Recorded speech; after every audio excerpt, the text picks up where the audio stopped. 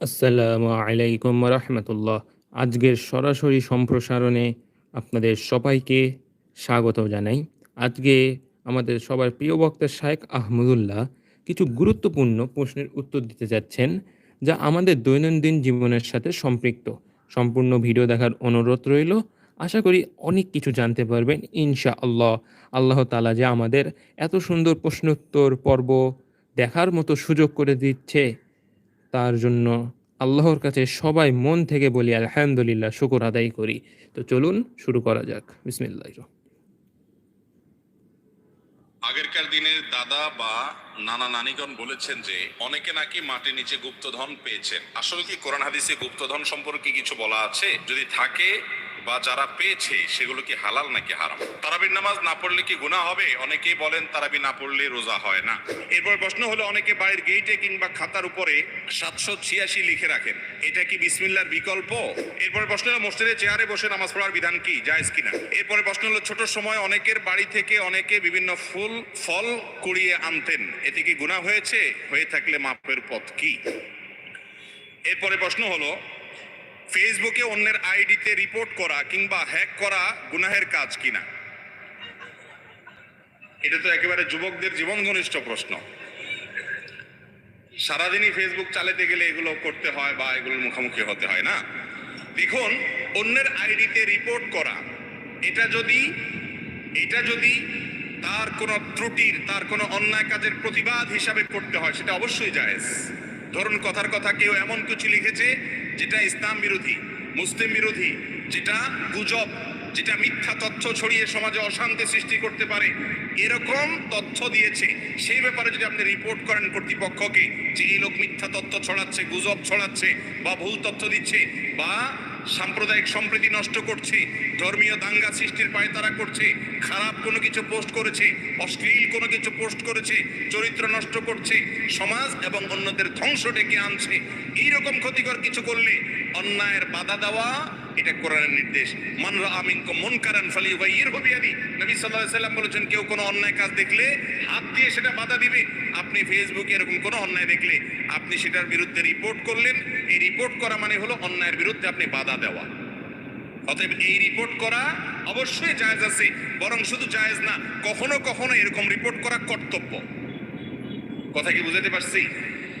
তবে শত্রুতা বশত আপনি রিপোর্ট করলেন বা রিপোর্ট করার কোনো যৌক্তিক গ্রাউন্ড থাকলো না, সেটা তো অবশ্যই জায়েজ হবে না, কারণ মুসলমান অন্য কারোর ক্ষতির কারণ হতে পারে না। ঠিক একইভাবে হ্যাক করা, অন্যের আইডি হ্যাক করা, এটা অবশ্যই একটু ভিন্ন, কারণ কারোর আইডি হ্যাক করা, অন্যায়ভাবে সেটা চুরি করা করে সেটাতে কোনো কিছু করা, এটা মৌলিকভাবে জায়েজ নয়। রিপোর্টের কথাটা ভিন্ন। এরপরে প্রশ্ন হলো, ছোট সময় অনেকের বাড়ি থেকে অনেকে বিভিন্ন ফল কুড়িয়ে আনতেন, এতে কি গুনাহ হয়েছে? হয়ে থাকলে মাপের পথ কি?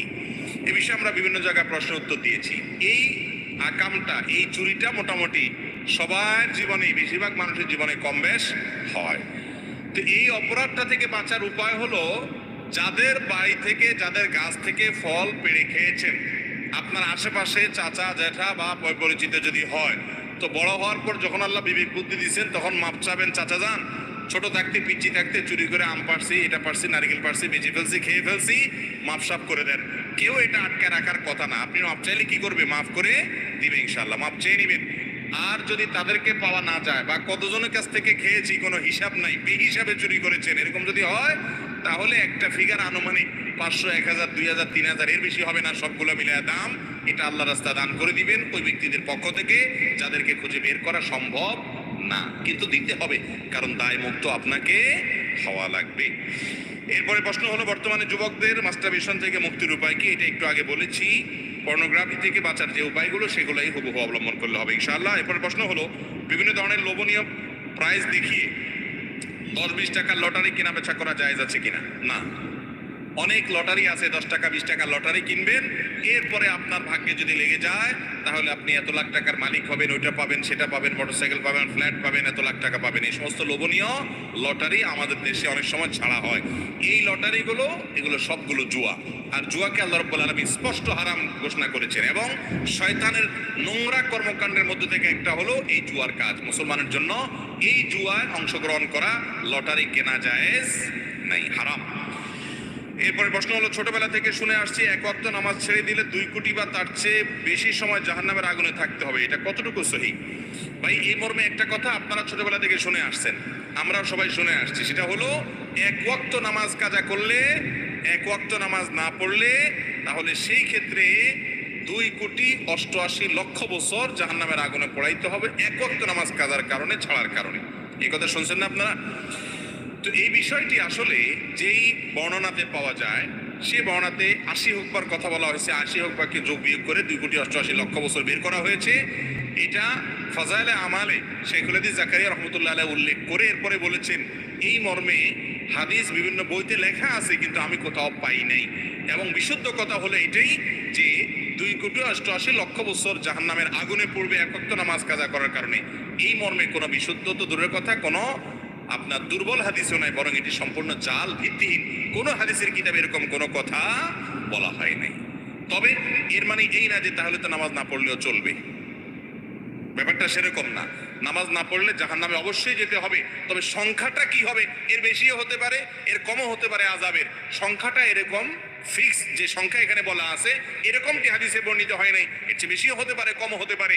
জাহান্নামে যাওয়ার মৌলিক একটা কারণ হলো নামাজ ত্যাগ করা। আল্লাহ রাব্বুল আলামিন কোরআনে কারিমে বলেছেন, জাহান্নামীদেরকে যখন জিজ্ঞাসা করা হবে, মা সালাকাকুম ফি সাকার, তোমাদেরকে জাহান্নামে কোন জিনিসে নিয়ে এসেছে, কোন অপকর্মে জাহান্নামে এনে ছেড়েছে, তখন তারা বলবে প্রথমেই ক্বালু লাম নাকু মিনাল মুসাল্লিন, তারা বলবে আমরা মুসল্লি ছিলাম না, নামাজ পড়ি নাই, এই জন্য জাহান্নামে আসছি। এই জন্য নামাজ না পড়লে জাহান্নাম, এটা অবশ্যই কোরআন হাদিস থেকে, কোরআন থেকে বর্ণিত। কিন্তু তার মানে 2,88,00,000 বছরের বিষয়টি হাদিস দ্বারা প্রমাণিত নয়। এরপরে প্রশ্ন হলো, রাসূল আকরাম সাল্লাল্লাহু আলাইহি সাল্লাম রুকু সিজদায় কয়টা দোয়া পড়তেন এবং সেগুলো কি? ভাই রুকুতে সুবহান রাব্বিয়াল আযীম আর সিজদায় সুবহান রাব্বিয়াল আলা, এই দুইটা দোয়াই আমাদের মুখস্থ। মজার বিষয় হলো আমাদের নবী করিম সাল্লাল্লাহু আলাইহি সাল্লাম রুকুতে শুধু এই দুইটা দোয়াই পড়তেন না, আরো একাধিক দোয়া তিনি পড়তেন। কি পড়তেন আমরা অনেকে জানি না, একটু শুনে রাখি, চেষ্টা হলে মুখস্থ করি, মাঝে মধ্যে চেঞ্জ করি। অনেকে নামাজের মধ্যে মনোযোগ না থাকার অভিযোগ করেন। নামাজে মনোযোগ আনার একটা বুদ্ধি হলো রুকু এবং সিজদার তাসবিহগুলা, বৈঠকের যে দোয়াগুলা, দোয়া মাসুরের জায়গাতে, এখানে নবী করিম সাল্লাল্লাহু আলাইহি সাল্লাম থেকে যে বিভিন্ন দোয়া আছে, মাঝে মধ্যে ভিন্ন কোনো দোয়া আপনি পড়ার চেষ্টা করেন, দেখবেন আপনার মনোযোগ আসবে। ওই অটোমেটিক সুবহান রাব্বিল আযীম সুবহান রাব্বিল আলা পড়তে পড়তে এমন একটা অবস্থা হয়ে গেছে, ওইটা জেনে বুঝে আপনি পড়েন অথবা না বুঝেও পড়েন, গড়ে পড়া হয়ে যায়, গড় পড়তা। এই জন্য মাঝে মধ্যে অন্যটাও পড়বেন। আর কোনটা পড়বেন?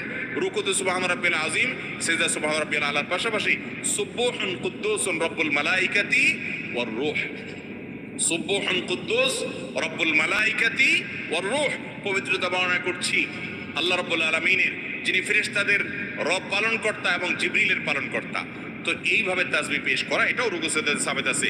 তারপর সুবহানাকাল্লাহুম্মা রাব্বানা ওয়া বিহামদিকা আল্লাহুম্মা ইগফিরলি, সুবহানাকাল্লাহুম্মা রাব্বানা ওয়া বিহামদিকা আল্লাহুম্মা ইগফিরলি, এই দোয়াটাও রুকু সিজদাতে নবী করিম সাল্লাল্লাহু আলাইহি সাল্লাম পড়েছেন। যার অর্থ হলো পবিত্রতা বর্ণনা করছি তোমার, হে আল্লাহ তুমি আমার রব, তোমার প্রশংসা আমি জ্ঞাপন করছি, তুমি আমাকে ক্ষমা করো। দারুণ একটা দোয়া, রুকুতে সিজদাতে পড়া যেতে পারে 2 বার 3 বার 5 বার, যতটুকু তৌফিক করে পড়বেন। সুবহানাকাল্লাহুম্মা রাব্বানা ওয়া বিহামদিকা আল্লাহুম্মা ইগফিরলি, সুবহান রাব্বিল আযীম আলার সাথে এগুলা মিশ্রণ করেও পড়তে পারেন, শুধু আলাদা করে পড়তে পারেন। আরেকটা আছে সুবহানা দিল জাবারুতি ওয়াল মালাকুতি ওয়াল কিবরিয়াই ওয়াল আযমা, সুবহানা দিল জাবারুতি ওয়াল মালাকুতি ওয়াল কিবরিয়াই ওয়াল আযমা, এগুলা সবগুলাই রুকু এবং সিজদায় সুবহান রাব্বিল আযীম সুবহান রাব্বিল আলার পাশাপাশি পড়াটা সুন্নাত। আমরা শুধু একটা শিখছি ছোটবেলায়, ওইটা নিয়েই কবরে যাই। নবী করিম সাল্লাল্লাহু আলাইহি সাল্লাম আরো কয়েকটা যা পড়তেন, সেগুলো আমাদের জীবনে শেখা, শোনা, পড়ার তৌফিক হয় না। চেষ্টা করবো তো ইনশাআল্লাহ, আল্লাহ আমাদেরকে আমলের তৌফিক দান করুন। এরপর প্রশ্ন হলো, সালাতুজ জাওয়ালের নামাজ কোনটি এবং এর সময় ও নিয়ম? এই নামাজ সম্পর্কে বেশিরভাগ মুসলমানরা জীবনে হয়তো শুনেনও নাই আমাদের দেশে। সালাতুজ জাওয়াল এটা আবার কি? আমরা সালাতুদ দুহা, চাষতের নামাজ জানি, এশাকের নামাজ জানি, আমরা তাহাজ্জুদের নামাজের কথা শুনছি, আওয়াবিনের নামাজের কথা শুনছি, অনেক নফল নামাজের কথা শুনছি। সালাতুজ জাওয়াল বা জাওয়ালের নামাজ এটা আবার কি? জাওয়ালের নামাজের কথা নবী করিম সাল্লাল্লাহু আলাইহি ওয়াসাল্লাম থেকে বিশুদ্ধভাবে বর্ণিত আছে। এবং জাওয়ালের নামাজটা হলো এমন সময়ের নামাজ যখন পৃথিবীর যেইখানে যখন জাওয়াল হয় সেই টাইমে তখন দুনিয়ার আসমান খুলে দেওয়া হয়, রহমতের দুয়ার খুলে দেওয়া হয়। এই টাইমে 4 রাকাত নামাজ নবী করিম সাল্লাল্লাহু আলাইহি ওয়াসাল্লাম পড়তেন। টাইমটা কখন? টাইমটা হলো ঠিক দুপুরে যখন জোহরের ওয়াক্ত হয়। জোহরের ওয়াক্ত ধরেন কথার কথা 12টা এত মিনিটে, আপনি ক্যালেন্ডার দেখবেন এই যখন আপনার জোহরের ওয়াক্ত হবে, ওয়াক্ত হওয়ার সাথে সাথে জাওয়ালের নামাজের টাইম শুরু, এই টাইম থেকে নিয়ে 4 রাকাত নামাজ আপনি পড়বেন। অনেক উলামা ইকরাম বলেছেন জোহরের আগে যে 4 রাকাত সুন্নাত ওইটাই জাওয়ালের নামাজ, আবার অনেকে বলেছেন যে ওইটা ছাড়া আলাদা 4 রাকাত। এটা হলো জোহরের ওয়াক্ত শুরু হয়েছে এখান থেকে নিয়ে জোহরের আগের যে সুন্নাত তার আগে 4 রাকাত নামাজ। এটা জীবনে অন্তত 1-2 বার হলেও পড়ার চেষ্টা করবেন। আল্লাহ তাআলা আমাদের আমলের তৌফিক দান করুন। বিশেষ কোনো নিয়ম নাই, সাধারণ নামাজের মতো 4 রাকাত নামাজ পড়বেন এবং জাওয়ালের নামাজের সওয়াব আদায় হবে। এরপরে প্রশ্ন হলো শাবান মাসের ফজিলত করণীয় আমল করণীয় হাদিসের আলোকে দয়া করে বলবেন। আর কয়েকদিন পরেই শাবান মাস শুরু হতে যাচ্ছে। শাবান মাস সম্পর্কে আমাদের অনেক মানুষই জানেন না যে শাবান মাসটা এমন একটা মাস যেই মাসে বান্দার আমল আল্লাহর কাছে সারা বছরের আমলের হিসাব দেওয়া হয়, জমা দেওয়া হয়। নবী করিম সাল্লাল্লাহু আলাইহি সাল্লাম শাবান মাসে সবচেয়ে বেশি নফল রোজা রাখতেন। রমজানের পরে বছরের 2 মাসে বেশি নফল রোজা রাখতে হয়, একটা হলো মুহররম আরেকটা হলো শাবান। নবী করিম সাল্লাল্লাহু আলাইহি সাল্লাম সম্পর্কে আমাদের আয়েশা রাদিয়াল্লাহু আনহা, উসামা ইবনে যায়েদ রাদিয়াল্লাহু তাআলা আনহু আর বিভিন্ন হাদিস সাহাবীরা বর্ণনা করেছেন যে তিনি শাবানে যত রোজা রাখতেন রমজানের পরে অন্য কোনো মাসে এত রোজা রাখতেন না। আমাদের আয়েশা রাদিয়াল্লাহু তাআলা এও বলেছেন কানা ইয়াসুমু শাবানা ইল্লা কালিলা, নবী করিম সাল্লাল্লাহু আলাইহি সাল্লাম গোটা শাবান জুড়ে রোজা রাখতেন, কয়েকটা দিন বাদে শেষের দিকে রোজা রাখতেন না, শাবানের শুরুর দিকে বেশি বেশি রোজা রাখতেন। শাবান মাস সম্পর্কে একজন সাহাবী জিজ্ঞাসা করেছেন ইয়া রাসূলুল্লাহ, আমি আপনাকে শাবানে বেশি রোজা রাখতে দেখি, এর কারণটা কি? তিনি 2টি কারণ বলেছেন। 1 নম্বর কারণ হলো তিনি বলেছেন এই মাসে বান্দার আমল আল্লাহর সামনে পেশ করা হয়, ফেরেশতারা হিসাব জমা দেয়, সারা বছরের রিপোর্ট জমা হয় দেয়। তো আমি চাই আমার রিপোর্ট যখন জমা দেওয়া হবে ওই টাইমটাতে আমি একটু আমলে থাকি, রোজার মধ্যে থাকি, যাতে করে আমার আমল নামা জমা দেওয়ার সময় আমাকে আল্লাহ ইবাদত অবস্থায় দেখেন। কোনো মালিকের ডিউটি করলে মালিক হঠাৎ করে এসে গেছে ইনভেস্টিগেশনে বা সাইট ভিজিটে, ওই টাইমে যদি কর্মচারী বা কাজের লোকটা কাজে ব্যস্ত থাকেন, মালিক ব্যবস্থা দেখে তার কাছে ভালো লাগবে। এই জন্য শাবান মাস নবী করিম সাল্লাল্লাহু আলাইহি সাল্লাম নফল রোজা বেশি বেশি করে রাখতেন। বান্দার আমল নামা প্রাত্যহিকভাবে সকাল সন্ধ্যায় 2 বার জমা হয়, সাপ্তাহিকভাবে বৃহস্পতিবার জমা হয়, আর বাৎসরিকভাবে জমা হয় কখন? শাবান মাস। আর দ্বিতীয় কারণ হলো শাবান মাসে নবী করিম সাল্লাল্লাহু আলাইহি সাল্লাম বেশি বেশি রোজা রাখতেন। এর কারণ হলো এই মাসে মানুষ গাফেল থাকে, ওই যে রমজানের ব্যস্ততা, যে রমজান আসলে ইবাদত করবই, এই জন্য আগে থেকে আর করে না। রজব মাস সম্মানিত মাস, রমজান মাস শ্রেষ্ঠ মাস, মাঝখান দিয়ে এই মাসটা গাফেল থাকে। তো নবী করিম সাল্লাল্লাহু আলাইহি ওয়াসাল্লাম মাসে বেশি বেশি নফল রোজা রাখতেন। এই জন্য শাবান মাসের শ্রেষ্ঠ আমল হলো কি করা? নফল রোজা রাখা। 2-4টা করে শুরুর দিক থেকে রাখার চেষ্টা করতে হবে। আল্লাহ আমাদেরকে আমলের তৌফিক দান করুন। এরপরে প্রশ্ন হলো শবে বরাতের আমল সম্পর্কে কিছু বলুন কোরআনের সুন্নাহর আলোকে। ভাইরা আমার, শবে বরাত অর্থাৎ মধ্য শাবানের যে রাত, লাইলাতুন নিসফি মিন শাবান, এই রাত সম্পর্কে বিভিন্ন হাদিস থেকে বোঝা যায় আল্লাহ রাব্বুল আলামিন মুশরিক, শিরকে লিপ্ত এবং হিংসুক, কারোর প্রতি হিংসা রাখে এইরকম 2 ব্যক্তি ছাড়া বাকি যারা কারোর প্রতি হিংসা রাখে না, শিরকে লিপ্ত না, এই মানুষগুলোকে আল্লাহ তাআলা সাধারণ ক্ষমা ঘোষণা করেন। এবং এই রাতের ফজিলত সম্পর্কে অনেকগুলো হাদিস আছে। সেই হাদিসগুলোর বেশিরভাগের সনদের ব্যাপারে মুহাদ্দিসদের রেকমেন্ড হলো, মূল্যায়ন হলো যে সেগুলো দুর্বল, কিন্তু সবগুলো হাদিসকে একত্র করলে এই রাতের ফজিলত একেবারে অস্বীকার করার সুযোগ থাকে না। আবার আমরা এটাকে যেভাবে বছরের সবচেয়ে গুরুত্বপূর্ণ রাত বানিয়ে নিয়েছি সেটাও সঠিক না, কারণ বছরের ইবাদতের জন্য সবচেয়ে ফজিলতপূর্ণ রাত কোনটা? শবে কদর না শবে বরাত? শবে কদর। তো সেটার চাইতে আপনি এটাকে যদি গুরুত্বপূর্ণ বানিয়ে ফেলেন সেটা অবশ্যই পরিত্যাজ্য। এরপরে প্রশ্ন হলো ভুলে কারো গীবত করে ফেললে করণীয় কি? আপনি যদি কারোর গীবত করে ফেলেন, কারোর পেছনে সমালোচনা করে ফেলেন, এটা অন্যায়, বান্দার হক নষ্ট করলেন, তাহলে কি করবেন? এই গীবতের কাফারা বা ক্ষতিপূরণ হিসাবে আপনি 4টি কাজ করবেন। নাম্বার 1, আল্লাহর কাছে মাপ চাইবেন। আল্লাহ, আমি গীবত করে ফেলেছি। গীবত করা কি হালাল না হারাম? একটু আগে আপনারা গীবত সম্পর্কে আলোচনা শুনছেন, ওয়াজ শুনেছেন। গীবত করা কিরকম হারাম? আপন ভাই মারা গেলে তার গোশত কামড়ে খাওয়া, রান্না করে খাওয়া, তার গোশত খাওয়াটা যেরকম অপরাধ, গীবতটা সেই রকম অপরাধ। কত ডেঞ্জারাস অপরাধ চিন্তা করেন। এইরকম অপরাধ আপনি করে ফেলেছেন, এটা যখনই আপনি আজ করবেন যে আমি এত গীবত করে ফেলেছি, সাথে সাথে আল্লাহর কাছে 1 নম্বর কাজ হলো মাপ চাইবেন। কি চাইবেন? মাপ চাইবেন যে আল্লাহ আপনি আমাকে মাফ করে দেন। 1 নাম্বার 2, যে ব্যক্তির গীবত করেছেন পরিচিত হলে, জানাশোনা হলে, যদি তার কাছে মাপ চাওয়ার সুযোগ থাকে তাহলে যা বলবেন যে ভাই তোমার গীবত করে ফেলছি, তুমি আমাকে মাফ করে দাও। আর যদি মাপ চাইতে গেলে বরং আরো বেজাল বাড়ে, বলে যে কি সর্বনাশ, কি গীবত করছো আমার বলো।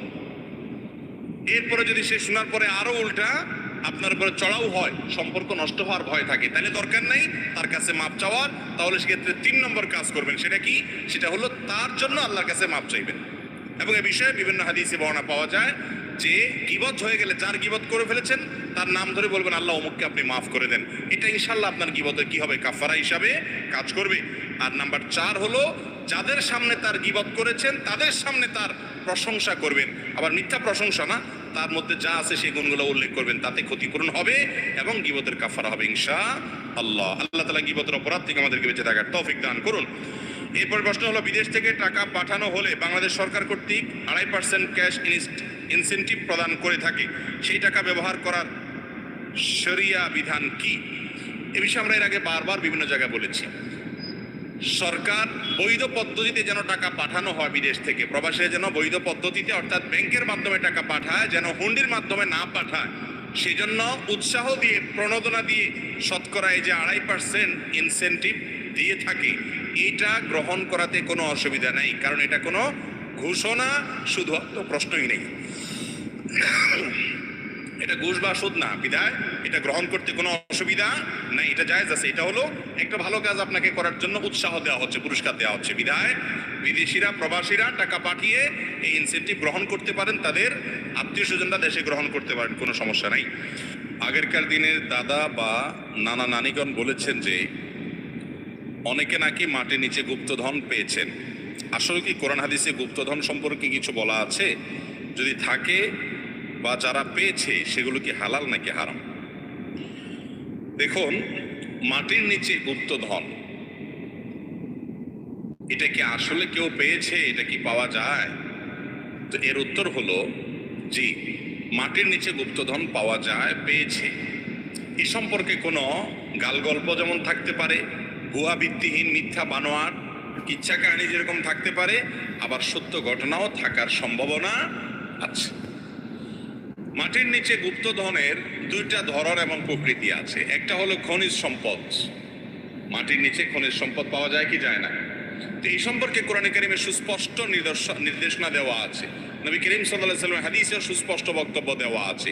যদি মাটির নিচের কেউ খনিজ সম্পদ পায়, যার জমিনে পাওয়া যাবে বা যে ব্যক্তি পাবে ওই ব্যক্তির অধিকার থাকবে, আবার ইসলামী বিধিবিধান অনুযায়ী রাষ্ট্রের কোষাগারের জন্য নির্দিষ্ট অংশ হিস্সা থাকবে, বিস্তারিত বিবরণ আছে। তাহলে মাটির নিচে এই যে তেল পাওয়া যায়, হ্যাঁ, মাটির নিচে স্বর্ণ পাওয়া যায়, বিভিন্ন খনিজ সম্পদ পাওয়া যায়, কয়লার খনি পাওয়া যায়, বিভিন্ন কিছুর খনি পাওয়া যায়, এগুলো সব তো মাটির নিচের সম্পদ। অতএব মাটির নিচ থেকে সম্পদ উদ্ধার করা বা সম্পদ পাওয়া যাওয়া, এটা বলতে যদি খনিজ সম্পদ বোঝানো হয় তাহলে সেটা তো আজও পাওয়া যাচ্ছে পৃথিবীতে বিভিন্ন জায়গায়, আগেও পাওয়া গেছে এবং ভবিষ্যতেও পাওয়া যাবে, এটা তো বাস্তব এবং কোরআন হাদিসেও তার বিবরণ আছে। আর মাটির নিচে সম্পদ পাওয়া বলতে যদি, গুপ্তধন পাওয়া বলতে যদি আমরা সেটা বুঝাই যে টাকা পয়সা সোনাদানা এগুলো পাওয়া যাওয়ার কথা, তো সেগুলো এক সময় পাওয়া যেত। এর একটা বড় কারণ হলো আগের যুগে মানুষ সোনাদানা, বিশেষ করে স্বর্ণের যে টাকা পয়সা ছিল, মুদ্রা ছিল, সেই মুদ্রাগুলো সেগুলোকে তারা আগের যুগের যে স্বর্ণ এবং রূপা এবং এগুলোর যে মুদ্রা, সেই মুদ্রাগুলোকে বিভিন্ন হাঁড়িতে পাতিলে করে সঞ্চয়ের জন্য মাটির নিচে চাপা দিয়ে রাখত। কোরআনে কারিমে সূরা কাহফে আপনারা একটা ঘটনা শুনেছেন, খাজির আলাইহিসসালামের সাথে মূসা আলাইহিসসালামের ঘটনা। সেই ঘটনা থেকে বোঝা যায় যে দুজন বালক, তাদের বাবা মা তারা নেককার ছিলেন, সন্তানের ভবিষ্যতের জন্য ওয়ালের নিচে মাটি খুঁড়ে সেখানে কিছু এরকম স্বর্ণ বা রৌপ্য মুদ্রা ইত্যাদি সেগুলো রেখে দিয়েছিলেন, এবং সেগুলো এমনভাবে রেখে দেওয়া ছিল যে এককালে তারা সেগুলো খুঁড়ে পাবে, হয়তো ইশারা ইঙ্গিতে, ওসিয়তে, চিঠিতে বিভিন্নভাবে হয়তো বলা থাকতো, এবং তখন সম্পদ ভবিষ্যৎ প্রজন্মের জন্য, সন্তানদের জন্য বা নিজেদের জন্য রক্ষা করার এই প্রক্রিয়া অবলম্বন করা হতো। এই জন্য দেখা যেত কেউ মাটি খুঁড়ে এরকম কোনো সম্পদ পেয়েছে। এগুলোর বাস্তবতা কোরআন হাদিস থেকে প্রমাণিত, যেমন সূরা কাফের ঘটনা থেকে বোঝা যায়। আবার এ নিয়ে কোনো গাল গল্প থাকতে পারে, যেমন আমাদের দেশে বিশেষ করে নানি দাদিরা অনেক গল্প শোনান, এগুলোর কতটা সত্য কতটা মিথ্যা আল্লাহ তাআলা ভালো জানেন। তবে এটা ঠিক যে আগের যুগে এই জাতীয় খনিজ সম্পদ পাওয়া যেত, তবে সেগুলো কোনো অলৌকিক কিছু না, সেগুলো হলো মানুষ নিজেই পুঁতে রাখতো, সেগুলো কেউ না কেউ হয়তো উদ্ধার করে পেত। আর এর বাইরে খনিজ সম্পদের কথা তো বললামই। অতএব মাটির নিচে কোনো সম্পদের আপনার ভান্ডার খুঁজে পাওয়া এই ঘটনাগুলো একেবারে অলিক নয়, অবাস্তব নয়, এগুলো মৌলিকভাবে ঘটতে পারে, ঘটেছে, এবং কোরআন হাদিস থেকেও সেরকম পাওয়া যায়। এখন বলতে পারেন তাহলে এই যুগে কেন পাওয়া যায় না? এর একটা বড় কারণ হলো যে এগুলো ঘুরে পেতে পেতে পেতে মানুষ আর খুব একটা রাখে নাই। এখন তো আর আজকাল বা বিগত অনেক দিন যাবত মানুষ তো আর এইভাবে কোনো সোনা দানা গচ্ছিত রাখে না, বিশেষ করে কাগজের কারেন্সি হয়ে গেছে। এখন থেকে পৃথিবীর ভিন্ন রূপ আমরা দেখতে পাচ্ছি। বিধায় আগের যুগে এগুলো ঘটেছে, ঘটতো, এটি অসত্য নয়।